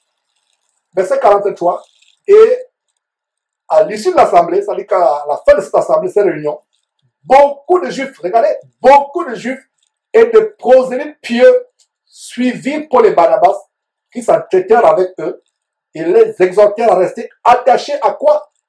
À la synagogue? Non, à la grâce de Dieu. Et la grâce de Dieu, c'est en Christ Jésus uniquement. Donc voilà, on les supplie de venir le sabbat prochain, suivant, le samedi prochain, le samedi suivant. Donc, qu'est-ce qui se passe, verset 44? Le sabbat suivant, presque toute la ville se rassembla pour entendre la parole de Dieu. Est-ce que le samedi précédent, vous avez lu que toute la ville était réunie? Non. Les gens ont été tellement touchés que ceux qui étaient dans la synagogue ce jour-là, chacun aller dire à ses voisins, à ses parents, ce qu'on a entendu dire. Nous avons été des judaïstes pratiquants depuis des années, mais ce que ces hommes, Paul et Barnabas, surtout Paul nous a prêché, on n'a jamais entendu parler de cela. Donc chacun allait dire à son voisin, à ses parents, à ses enfants, que ce que j'ai entendu, vraiment on n'a jamais entendu cela. Est-ce qu'il y a eu des miracles? Il n'y a pas eu de miracles. Aujourd'hui, les salles se remplissent, les stades se remplissent parce qu'il y a des miracles. La véritable parole de Dieu, comme Paul a prêché, comme on vient de lire, ne remplira pas les stades, les synagogues. Les auditoriums ne seront pas remplis. C'est avec les miracles, et la plupart du temps les miracles contrefaits, que les auditoriums vont se remplir. Regardez, presque toute la ville se rassembla pour entendre la parole. Pour entendre la parole, pas pour voir les miracles, pas pour assister à un cirque où les gens se contorsionnent, tombent à gauche à droite, rampent comme des serpents, d'autres aboient comme des chiens sauvages et autres, des chiens enragés. Non, ils sont venus pour écouter la parole. Ça, c'est l'une des rares fois dans la Bible où nous voyons comment des foules et des foules, presque une ville entière, vient pour faire quoi? Pas pour écouter les fables et les généalogies, pas pour assister à des miracles, mais ils viennent uniquement pour écouter la bonne nouvelle du Seigneur Jésus-Christ. Regardez comment les gens avaient l'intérêt pour la parole de Dieu. Aujourd'hui, la Bible, telle que je l'enseigne, ne fait plus de foules. Vous voulez faire des foules, enseignez-leur comment ils peuvent être des rois sur terre, comment ils peuvent être des hommes d'affaires, comment ils peuvent être riches, comment ils peuvent accomplir les grandes choses sur terre et faire des miracles. Les salles vont s'accomplir. Mais prêchez l'évangile de la repentance, l'évangile de la renonciation au péché. Aujourd'hui, si vous avez même 10 personnes qui vous suivent, c'est un miracle. Comme actuellement, il y a combien? Il y a une centaine de personnes qui suivent sur YouTube. Mais si c'était le bandit voyou, Makoso, Camille Makoso ou l'autre bandit voyou qui est au Bénin, Charles Passo, qui est dans une ville pour faire ses miracles mensongers, ou c'est tout de magie, des foules et des foules devaient aller, mes frères et sœurs. Mais heureux êtes-vous, vous qui êtes peu et qui vous attachez à cette bonne parole que nous prêchons, que je prêche, cette parole de délivrance du péché, cette parole de repentance, cette parole de retourner à l'authenticité de la parole de Dieu. Pas l'évangile chocolat, pas l'évangile bonbon, pas l'évangile caramélisé, mais l'évangile qui délivre effectivement, qui fait de nous de nouvelles personnes. Voilà ce que je prêche. Donc regardez comment le dimanche, pardon pas le dimanche, le samedi suivant, presque toute la ville se rassembla pour entendre la parole de Dieu. Verset 45. Les Juifs, pas les non-Juifs, mais les Juifs, voyant la foule, furent remplis de jalousie. Beaucoup de pharisiens et de sadducéens étaient remplis de jalousie. Ils disaient, mais comment ça? On n'a jamais rassemblé presque toute la ville. Mais qui sont ces dieux-là? Qui est Paul, qui est Barnabas? Au point de remplir toute la ville. Alors, regardez ce que la jalousie peut faire. Mes frères et sœurs, jaloux de telle ou telle personne, jaloux de son ministère, jaloux de ce qu'il a accompli, chacun de nous, je parle des vrais serviteurs de Dieu, chacun a reçu dans le corps de Christ sa portion de champ à défricher ou à ensemencer ou à récolter. Chacun de nous. N'envions pas le ministère de quelqu'un. N'envions pas, l'envie ne vient pas de Dieu. Quand il y a l'envie et la jalousie, c'est des sentiments qui sont inspirés par le diable. Donc regardez ce que la jalousie va produire. Donc ces gens étaient émerveillés, ces juifs, ils disent, mais nous on n'a jamais attiré l'attention de presque toute la ville. Mais qui sont ces étrangers? Donc remplis de jalousie, ils s'opposaient à ce que disait Paul, en le contradisant et en l'injuriant. C'est ce qui se passe aujourd'hui sur les nouvelles plateformes telles que Facebook, YouTube. Quand vous postez des enseignements bibliques où vous dites la vérité, n'ayant pas les versets bibliques pour vous contredire, n'ayant pas les arguments bibliques, des versets bibliques pour vous contredire, qu'est-ce qu'ils font? Ils versent dans l'invective, ils versent dans les injures, dans les moqueries, ils vous insultent, ils vous tiennent tous les noms. Il n'y a rien de nouveau sur le soleil. Regardez ces juifs, remplis de jalousie, s'opposent à ce que Paul enseignait, et le contredisent, le critiquent, l'injurient.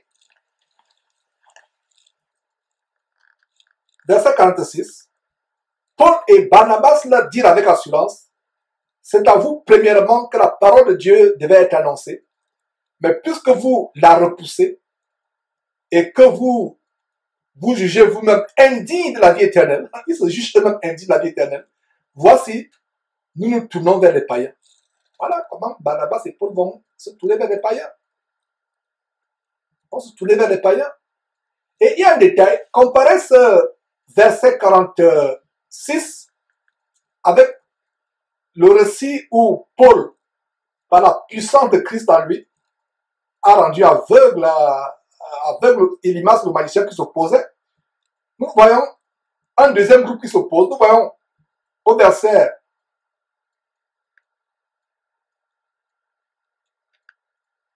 9, au verset 9 et 10, comment Paul, rempli du Saint-Esprit, confronte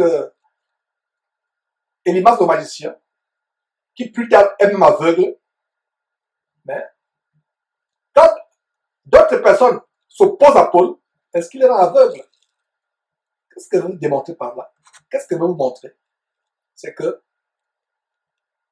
devant chaque situation, nous chrétiens, nous allons agir de manière différente. Et pourquoi, face au magicien Élimas, Paul agit rudement au point où il le rend aveugle, du moins par la puissance de Christ en lui? Pourquoi, dans le cas de ces juifs, dans cette synagogue, il ne les rend pas aveugles, il ne leur parle pas durement? Conclusion, réponse.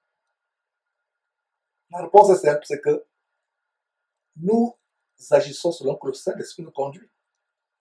Ce n'est pas chaque fois que les gens vont s'opposer à la parole de Dieu que vous allez leur parler durement ou les rendre aveugles. Non, c'est le feu vert de Dieu, est-ce que vous comprenez? Du verset 9 jusqu'au verset, je crois, 12 ou 13, Paul parle durement à Élimas le magicien qui s'opposait à la parole de Dieu. Il le rend aveugle. Mais au verset 46, qu'est-ce que nous lisons?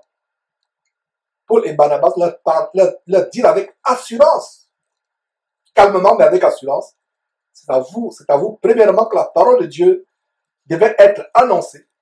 Mais puisque vous la repoussez et que vous vous jugez vous-même indigne de la vie éternelle, voici, nous nous tournons vers les païens. Verset 47, nous allons vers la fin.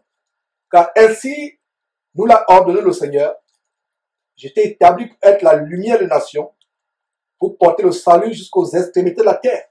Et quel bonheur, c'est ce que nous faisons aujourd'hui. Quel bonheur de savoir que depuis Houston au Texas, à ce grand jour du samedi de l'an de grâce 2019, le 26 octobre, en direct, je peux enseigner la parole de Dieu et les gens la reçoivent en direct à des milliers de kilomètres, à l'autre extrémité de la terre en Afrique. Quel bonheur! Donc quand le diable a inspiré ses agents à créer des réseaux tels que Facebook, Instagram ou de créer des satellites, etc., ils ne savaient pas que c'est pour la gloire de Dieu. Parce que c'est Dieu qui a créé les ondes, l'électricité, les réseaux par lesquels Internet passe ou le satellite. C'est Dieu qui a créé toutes ces choses. Le diable et ses agents ne font qu'usurper la création de Dieu. Donc voilà comment, mes frères et sœurs, au temps de Paul, pour porter la parole de Dieu, la parole du salut jusqu'aux extrémités de la terre, il fallait marcher, il fallait aller de lieu en lieu. Nous, aujourd'hui, on a la technologie. Et malgré cette technologie, est-ce que nous arrivons à atteindre les gens avec la parole de Dieu? Regardez comment il est dit de Paul qu'en 2 ans, il n'y avait même pas encore les avions, les bateaux de croisière à grande vitesse.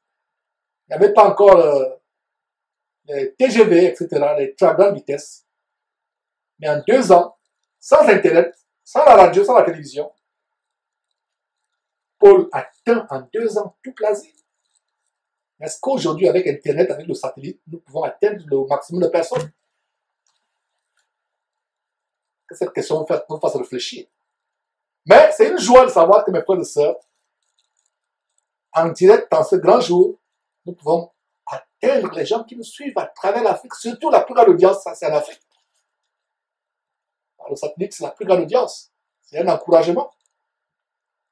Donc regardez comment Dieu a prévu qu'à un moment, on n'aura même plus besoin de se déplacer. On vous atteint avec la parole de Dieu, vous êtes assis dans le confort de votre salon ou allongé sur votre lit en train de recevoir la parole de Dieu. Quelle bénédiction! Et quand vous voyez cette avancée technologique, c'est la preuve que Dieu voudrait que toute la terre écoute la parole de Dieu. Et quand toute la terre aura écouté l'évangile de Jésus-Christ, c'est la preuve que le Seigneur Jésus-Christ n'est pas loin. Et je peux vous affirmer, mes frères et sœurs, qu'il n'est pas très loin. Verset 47 à nouveau, c'est « Car ainsi Dieu nous l'a accordé ». Disons plutôt ce qui est, voilà, c'était, excusez-moi, c'est lapsus. Verset 47, « Car ainsi nous l'a ordonné le Seigneur qui dit à Paul, j'étais établi pour être la lumière des nations, pour porter le salut jusqu'aux extrémités de la terre. » Verset 48, « Les païens se réjouissaient en entendant cela. » Voilà, les païens qui étaient dans la foule se réjouissent. Vous, Juifs, vous ne voulez pas le salut. Vous vous rendez vous-même indignes du salut. Alors nous sommes contents, on se réjouit. Et quand il est au verset 48, il glorifiait la parole du Seigneur. Et tout ce qui était destiné à la vie éternelle crut. Tout ce qui était destiné à la vie éternelle. Et cette phrase, ce bout de verset, au verset 48, à savoir que et tout ce qui était destiné à la vie éternelle crut, ce bout de phrase nous remplit de joie. Ce n'est pas n'importe qui est destiné à la vie éternelle. Vous pouvez enseigner la parole de Dieu à quelqu'un matin, midi, soir. Ça ne lui dira rien. Vous pouvez allumer Jésus qui t'aime dans votre maison à longueur de journée. Aucun membre de votre famille n'est intéressé par ce qui passe. Si Jésus Christ il va dire encore ce fou-là qui vous aveugle avec ses enseignements bidons, comme ce sont mes enseignements, alors que c'est la parole de Dieu. Ils ne pourront pas croire. Vous leur prêchez la parole de Dieu, ne croient pas. Alors c'est une grâce, mes frères et sœurs, pour nous d'y croire. Ça veut dire que Dieu nous a destinés à la vie éternelle. Verset 49.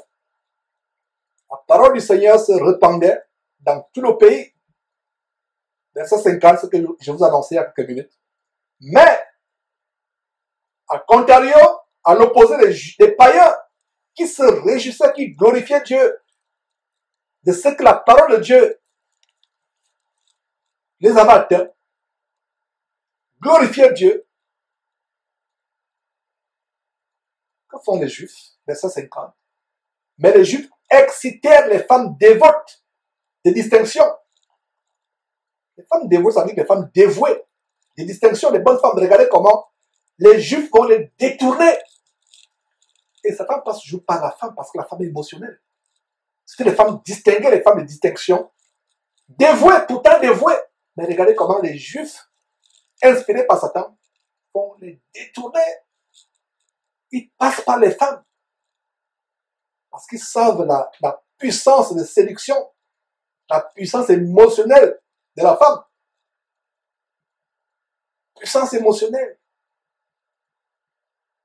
de la femme. Quand Jésus, en Jean chapitre 2, se rend aux noces de Cana, le vin manque, la mère de Jésus, Marie, intercède, ils n'ont plus de vin.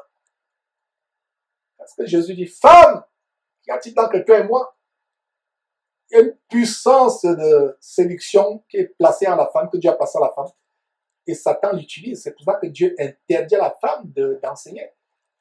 Le premier péché, le péché originel, dans le jardin concernant les êtres humains, Adam et Ève, Satan est passé par qui? Par l'homme? Non. Satan savait que s'il passait par l'homme, l'homme devait résister. Mais il passe par la femme. Et la femme plus tard séduit son mari Adam. Ève séduit son mari. Il y a une puissance de séduction qui passe par la femme. Verset 50, mais les Juifs excitaient les femmes Pourquoi ils n'ont pas excité les hommes? C'est pour la raison que je viens de vous expliquer. Mais les Juifs excitaient les femmes dévotes de distinction. Ce qui m'afflige, c'est que ces femmes, c'était pourtant les femmes qui étaient dévouées, qui avaient la crainte de Dieu, des femmes distinguées.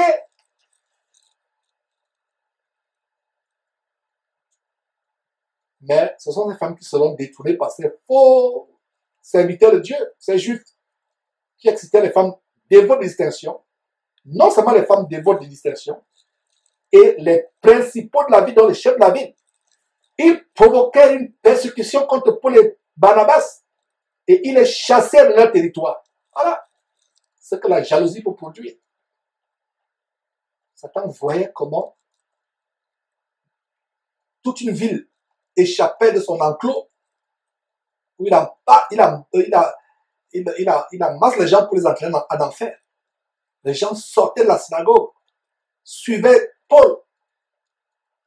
Alors Satan passe par les Juifs qui excitent les femmes de distinction, les femmes pourtant dévouées, aussi les chefs de la ville, les principaux de la ville. Il provoque une persécution contre Paul et Barnabas. Il les chasse de la ville. Verset 51. Paul et Barnabas secouèrent contre eux la poussière de leurs pieds et allèrent à Icône. Verset 52. Tandis que les disciples étaient remplis de joie et du Saint-Esprit. Voilà, mes frères et sœurs, comment nous terminons le chapitre 13 aujourd'hui. Sortent de la ville, secouent la poussière. Paul s'est rappelé des enseignements de Jésus-Christ, que si vous entrez dans une ville ou une maison, si la maison ou la ville est digne de vous recevoir, dites que la paix de Christ arrive sur cette maison ou sur cette ville. Mais si les gens de cette ville ou de cette maison ne veulent pas vous recevoir, sortez de là en secouant les poussières, en secouant la poussière de vos pieds. Donc c'est ce qu'ils font. Sortent de la ville, secouent la poussière contre les incroyables de cette ville. Ils se rendent à Icône. Et malgré le fait qu'ils sortent de cette ville, ils laissent dans cette ville des disciples qui sont remplis de joie et du Saint-Esprit pour continuer l'œuvre. Et je comprends par cette persécution qu'il y avait un danger pour Paul et Barnabas d'être glorifiés, d'être idolâtrés. Est-ce qu'ils ont construit un temple dans cette ville? Non. Est-ce qu'ils ont établi une congrégation dans cette ville avec un non? Ils ont fait leur part, ils sont partis. Et certainement, Dieu devait continuer le travail par ses disciples qui étaient remplis de joie et du Saint-Esprit. Ils sont restés pendant que Paul et Barnabas ont été persécutés, ils sont sortis pour aller à Icône. Est-ce que vous voyez comment les choses fonctionnent? Ces faux pasteurs qui se rendent dans une ville, ils s'y établissent, ils construisent des bâtiments, ils disent qu'ils servent Dieu. Vous ne servez pas Dieu. C'est une entreprise que vous avez mise sur pied, c'est une épicerie évangélique. Ce n'est pas Dieu que vous servez. Mais enfin, c'était un plaisir de partager ces choses aujourd'hui. Samedi prochain, c'est le début du mois. Nous aurons notre émission participative, questions-réponses, plaise à Dieu. Si Jésus-Christ ne revient pas de temps et si nous sommes toujours en vie, par la grâce de Dieu. Le samedi 1er novembre, le samedi prochain, comme vous le savez, derrière Jésus-Christ TV, les premiers samedis du mois, tous les premiers samedis du mois, nous avons les émissions participatives et questions-réponses et aussi les émissions, nous pouvons, c'est aussi l'occasion de sensibiliser les gens à soutenir ce travail parce que la diffusion en Afrique, mes frères et sœurs, ça coûte énormément. Nous seuls ici, nous ne pouvons pas le faire.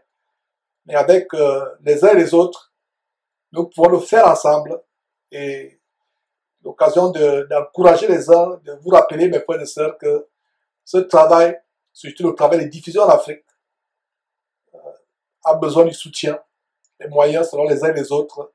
Si les chrétiens se mobilisaient, mes frères et sœurs, nous pouvions me payer 10 mois d'avance, même 1 an d'avance, alors qu'actuellement, depuis un certain temps, nous avons des retards. Des retards, ce qui ne devait pas être. Donc, on aura dans cette émission de partage, questions-réponses, de témoignages et possiblement de motiver, mobiliser les frères et sœurs à soutenir ce travail, surtout la diffusion en Afrique, parce que pour ce qui est du studio, des charges du studio, nous pouvons les supporter, ils sont supportables, on s'en charge, mais du moins la diffusion en Afrique que Dieu suscite, les frères qui soient fidèles à maintenir cet évangile en Afrique. Et ma prière, c'est que cet évangile aussi se répande dans d'autres régions du monde où Internet est encore un luxe comme en Afrique. C'est le cas, par exemple, d'Haïti ou d'autres pays des Antilles, etc., où on parle français. Donc, nous allons tout simplement rendre grâce à Dieu et nous séparer. Seigneur Dieu, merci de la force que tu m'as donnée à partager ce chapitre. Merci pour ceux qui l'ont reçu. Seigneur, change-nous, transforme-nous, éloigne le mal de nous, Seigneur Dieu. Donne-nous de résister à la tentation, à toutes sortes de séductions. Donne-nous de garder ces choses. Donne-nous d'être remplis chaque jour de joie et de Saint-Esprit. Comme ses disciples en Actes chapitre 13. C'est au nom de Jésus-Christ que j'ai prié. Amen. Mes frères, c'était un plaisir. À samedi prochain, plaise à Dieu. Et entre-temps, si le temps permet, nous pourrons revenir avec cette série, le pain quotidien. Que Dieu vous bénisse. À la prochaine donc.